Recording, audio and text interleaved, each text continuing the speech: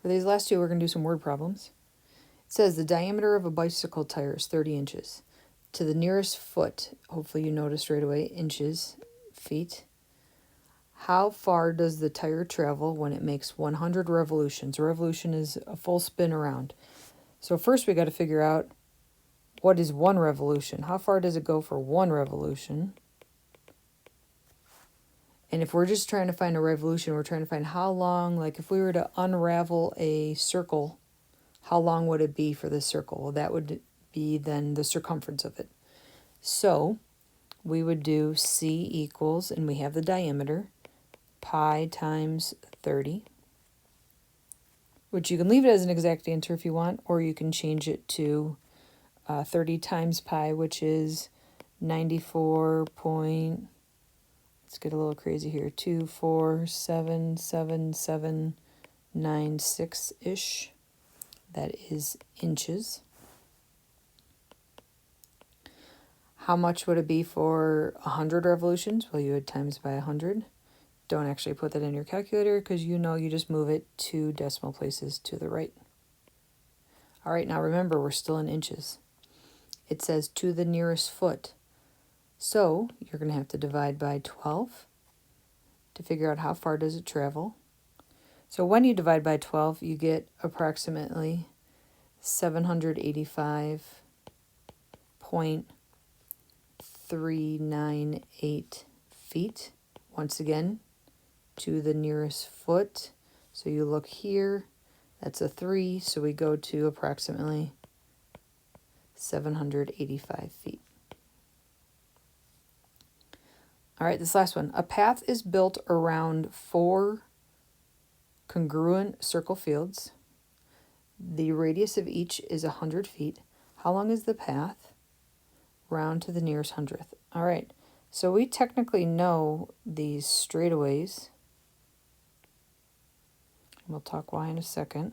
So we know these straightaways because we know if this is 100, this is 100, which makes this 100 and this 100.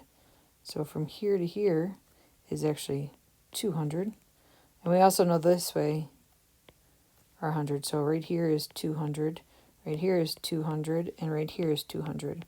So right now we know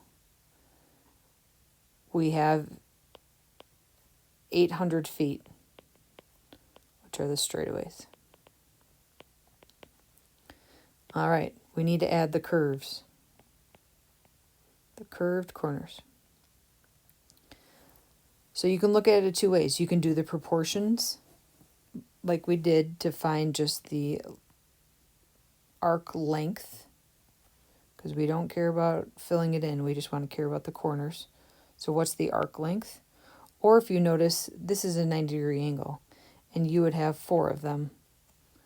So you would have 4 measures of this, which is really just one big circle. So there's 2 ways to go about it. Just find the area of one circle. Or not the area, I'm sorry, the circumference of one circle. Or do 4 times what we had done before. I'll show you that way, and then you guys can fiddle with it however you want. So the curved corners were what we don't know over 2 pi times 100 would be equal to 90 over 360. Maybe now you notice that this would reduce to 1/4, and that's why timesing by 4 would just make it the circumference of a circle. If you still didn't notice that, that's okay. Oh, let me turn that back on.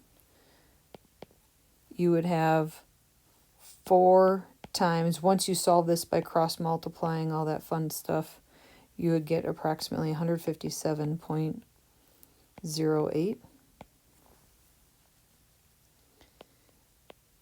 Times that by 4, the 157, you get 628.32.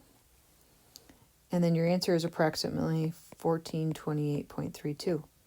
And that would be in feet. Now, key thing, let's look back at what it is actually asking for. How long is the path round to the nearest 100 foot? So we're technically rounding our answer to 1,400 feet.